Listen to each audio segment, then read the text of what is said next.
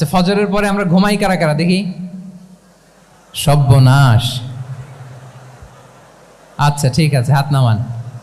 আচ্ছা, ফজরের পরে আমরা একটু এক্সারসাইজ করি, পড়াশোনা করতে বসি কারা কারা? মাশাআল্লাহ, আছে কিছু, ঠিক আছে, হাত নামান। এবার দুইবারের একবারও যারা হাত তোলেননি তারা হাত তোলেন। আপনারা কি করেন? এইটা এইটা হ্যাঁ, ডিভাইস। তো সম্মানিত সুধী মণ্ডলী, আল্লাহুম্মা বারিক লি উম্মতি ফি বুকুরিহা। আপনারা আমাকে এনেছেন ইসলামিক লাইফস্টাইল নিয়ে বলতে, তো আমাকে বলতেই হবে ফজরের পরে ঘুমানো চলবে। প্রথমে আমরা হারামকে না বলে দিলাম, এবার আমরা না করে দিব কোনটাকে? হ্যাঁ, ফজরের পরে আজকে থেকে কোনো ঘুম চলবে। আমি এখানে জবরদস্তি করব না, শুধু আপনাদের সামনে আমি প্রেজেন্ট করছি। যদি সেমিনারের যে টপিক নিয়ে আপনারা শুনতে এসেছেন, এটা যদি আপনি অ্যাডাপ্ট করতে চান, অনুশীলন করতে চান, হ্যাঁ, ফজরের পরে আজকে থেকে কোনো ঘুম চলবে। এই সময়টাতে অনেক বারাকা আছে। তো কি করতে হবে? এটার জন্য আগে আগে ঘুমোতে হবে। কি বলেন? অনেকে ফজরের এই বরকতময় সময়টা তারা ঘুমাতে ঘুমাতে মিস করে। এর কারণ দেরিতে ঘুমোতে যাওয়া। আগে আগে ঘুমানোর অভ্যাস করতে হবে। কিন্তু আগে তো ঘুম আসে না, তাই না?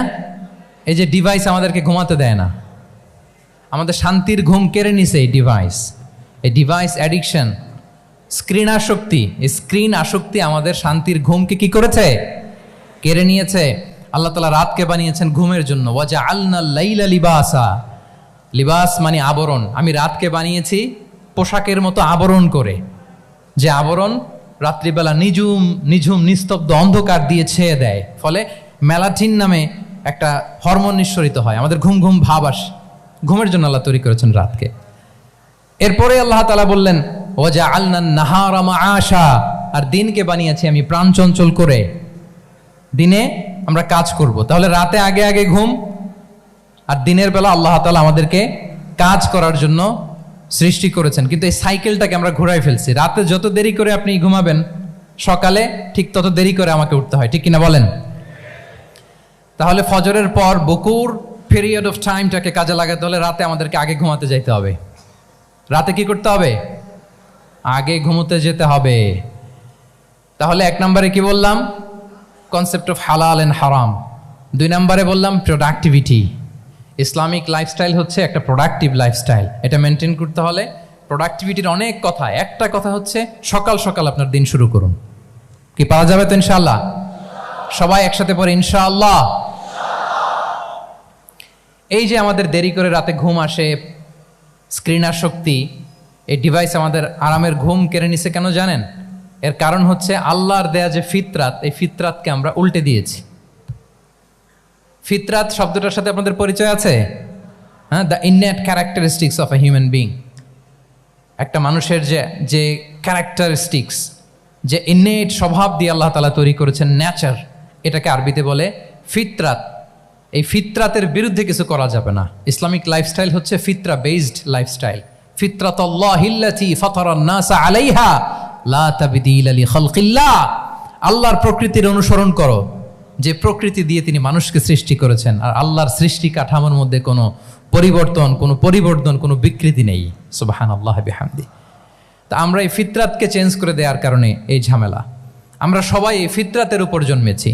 কুল্লু মাউলুদিন ইউলাদু আলাল ফিতরা ফাআবাওয়াহু ইউহাউবিদানি আও ইউনাসসিরানি আও ইউমাজ্জিসানি। প্রতিটি নিউ বর্ন বেবি তারা ফিতরাতের উপর জন্মায়, মানে নবজাতক সন্তান ইসলামের উপর জন্মায়। কিন্তু বাবা মা তাকে হয় ইহুদি বানায়, নাসারা বানায়, বা অগ্নি উপাসক বানায়। তাহলে এই যে ফিতরাত, আল্লাহর দেয়া ফিতরাতকে যখন আমরা চেঞ্জ করেছি, আমাদের জীবন থেকে বারাকা উঠে গিয়েছে। ফিতরাতকে যদি আরো সহজ করে আমি আপনাদেরকে বুঝাই, তাহলে ফিতরাত হচ্ছে যা কিছু স্বাভাবিক, যা কিছু কল্যাণকর, যা কিছু ভালো, তাই ফিতরাত। আই রিপিট, সুপ্রিয় শিক্ষার্থী বন্ধুরা, ফিতরাত হচ্ছে যা কিছু স্বাভাবিক, যা কিছু ভালো, যা কিছু কল্যাণকর, তাই কি? তাই ফিতরাত। এই যে এখন আরবি কোন মাস চলছে বলেন তো? রজব। এই রজব মাসের ২৬ তারিখ দিবাগত রাত্রে আল্লাহ রাসূল সাল্লাল্লাহু আলাইহি ওয়াসাল্লাম ঊর্ধ্ব জগতের একটা ভিজিটে গিয়েছিলেন। আমরা জানি না সবাই? হ্যাঁ, ইসরা মিরাজের কথা আমরা জানি। সো এই মেরাজ রজনীতে আল্লাহ রাসূল সাল্লাল্লাহু আলাইহি ওয়া আলিহি ওয়াসাল্লাম ফিতরাত মানে what is the essence of ফিতরা এটা বোঝানোর জন্য হাদিসটা আমি শেয়ার করছি। মেরাজে যখন গেলেন জিবরিল আলাইহিস সালাম ওনাকে 2টা পেয়ালা দিলেন। তিনি বললেন উচিতু বি ইনাআইন, আমাকে 2টি পেয়ালা দেয়া হলো, ফি আহাদিহিমা লাবান ওয়া ফিল আখারি খামর, এক পেয়ালায় ছিল দুধ আরেক পেয়ালায় ছিল মদ।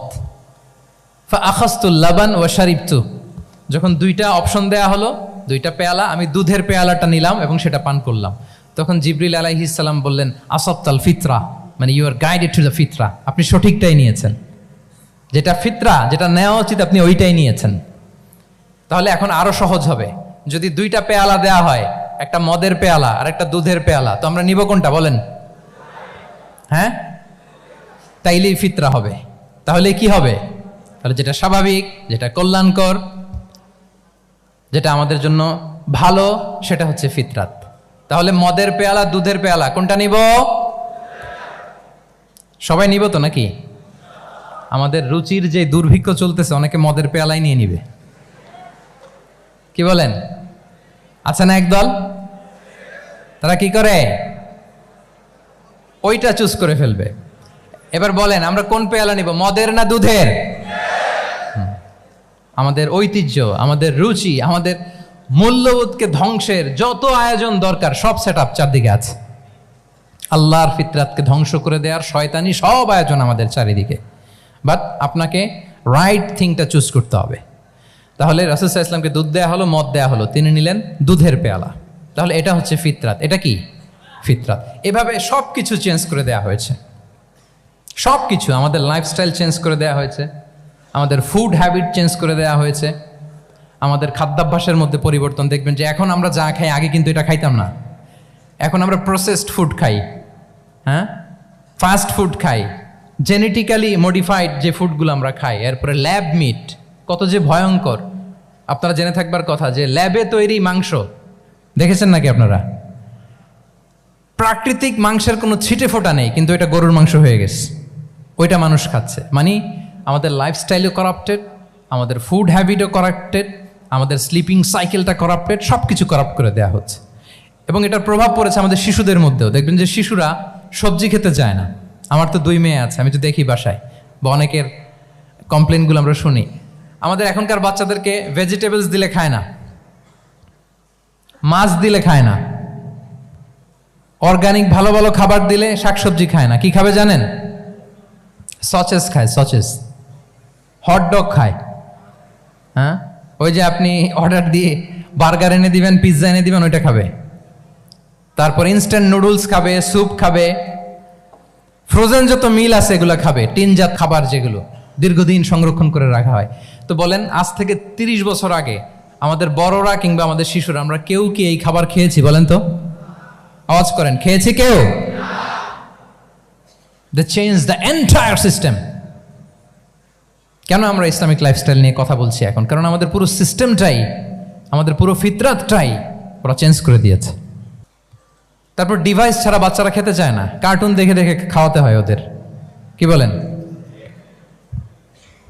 আচ্ছা বলেন তো, আজ থেকে 30 বছর পেছনে ব্যাক টু দ্য হিস্ট্রিতে যদি আমরা যাই, 70-এর দশকে, 80-র দশকে বাংলাদেশের কোনো একটা গ্রামের কথা, একটা পল্লীর কথা আপনি একটু চিন্তা করেন তো। রাত 8টার দিকে, 9টার দিকে আপনি ওই গ্রামের কাউকে খুঁজে পাবেন? 70-এর দশকে, 80-র দশকে একটা গ্রামের পরিবেশের কথা যদি চিন্তা করেন, রাত 8টায় সবার কি অবস্থা বলেন তো?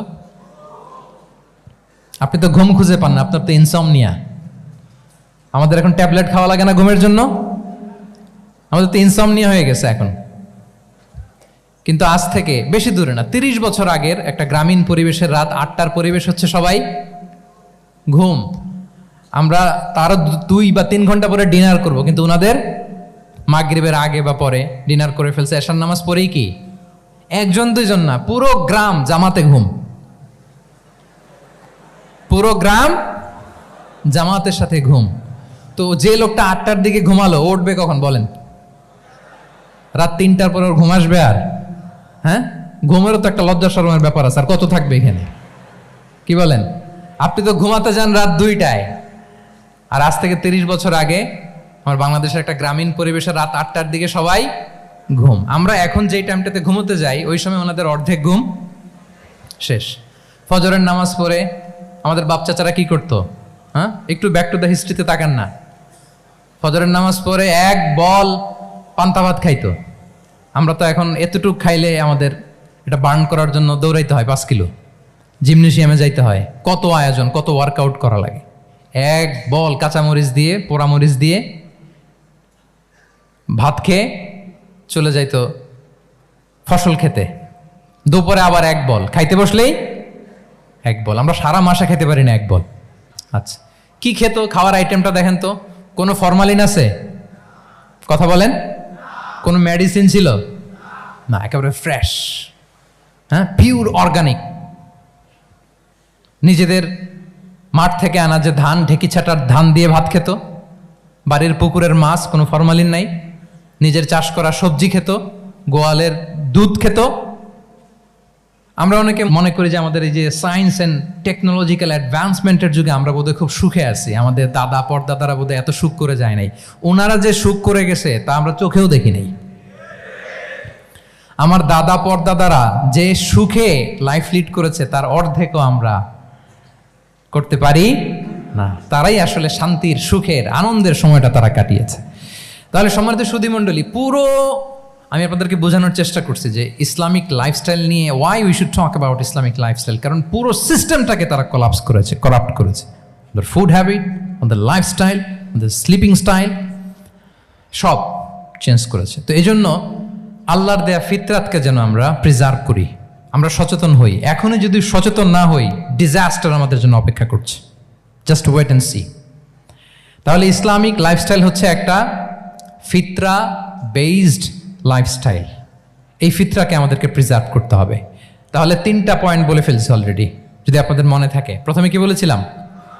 হালাল, হালাল দিয়ে জীবন সাজাবো। 2 নম্বরে প্রোডাক্টিভিটির জন্য কি করব? রাতে দেরি করে ঘুমাবো, তাহলে আগে আগে ঘুমাবো, ফলে আগে আগে ঘুম থেকে জেগে কাজ শুরু করব। 3 নম্বরে ফিতরা, মানে আল্লাহর দেয়া প্রাকৃতিক যে নিয়ম, মানে আলোর সাথে সাথে আমার জীবন শুরু, আলো নাই আমিও ঘুমায় পড়বো। কি বলেন? আপনি উন্নত দেশে তো তাই হয়। জাপানে আমি কয়েকবার গিয়েছি, আগে আগে ঘুমায় পড়ে। ইভেন আমেরিকাতে আমি কয়েকবার গিয়েছি, অনেক অনেক শহরে 8টার পরে সুপার শপ বন্ধ, 8টার পরে ঘুম এরা। আমরা হাঁটছি কোন দিকে? আমরা একটু নিজেদেরকে প্রশ্ন করি। তাহলে 3 নম্বর হচ্ছে ফিতরা বেসড যে লাইফস্টাইল, এটার দিকে আমাদেরকে ফিরে আসতে হবে। 4 নম্বর হচ্ছে মডেস্টি, শালীনতা। One of the core values of Islamic lifestyle. এই শালীনতা আমরা হারাতে বসেছি।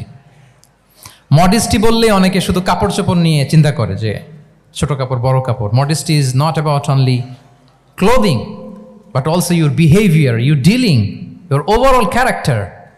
শুধু আপনি মডেস্টি, শালীনতা বললে কাপড় চোপড় নিয়ে চিন্তা করবেন না। এটা আপনার মডেস্টি ইন ইউর স্পিচ, আপনার কথার মধ্যেও শব্দ চয়নে মডেস্টি থাকতে হবে, আপনার বিহেভিয়ারে মডেস্টি থাকতে হবে, আপনার ডিলিংসে মডেস্টি থাকতে হবে। এই শালীনতা আমরা হারাচ্ছি। তার বিপরীতে আমাদের সমাজে অশ্লীলতার প্রসার হচ্ছে, লাজুকতা হারিয়ে যাচ্ছে। লাজুকতা, লজ্জা শরম থাকা, এটা যে কত বড় নেয়ামা। যেই জাতি একবার এটা হারিয়ে ফেলে, আর কোনো কিছু দিয়ে, জোড়াতালি দিয়ে এটা তারা রিভাইভ করতে পারে না। এই যে ওয়েস্ট তো এখন যা যা আমাদেরকে শিখাইছে, যেটাকে আমরা স্ট্যান্ডার্ড মনে করি, আবার তারা ফিরতেছে। এই যে ডিভাইসের কথা বলছি না, আপনি অস্ট্রেলিয়ার খোঁজ খবর নেন, যারা খোঁজ নিয়েছেন তারা জানেন আন্ডার 16 কোনো বাচ্চা সোশ্যাল মিডিয়া ইউজ করতে পারে না অস্ট্রেলিয়াতে। 1 মাস অ্যাপ্লাই করে, কান্ট্রি ওয়াইড অ্যাপ্লাই করে দেখায় ফেলছে। Facebook, including Facebook, WhatsApp, Twitter, TikTok, 10টা অ্যাপস যেগুলো বাচ্চাদের মধ্যে এডিকশন নিয়ে আসে, এগুলো সব বন্ধ। জানেন এই নিউজটা? জানেন? মানে ফিরতেছে, উল্টা ফিরতেছে। এই যে শালীনতার কথা আমরা বলি, এটা হারাচ্ছে। রাসূল সাল্লাল্লাহু আলাইহি ওয়াসাল্লাম বলেন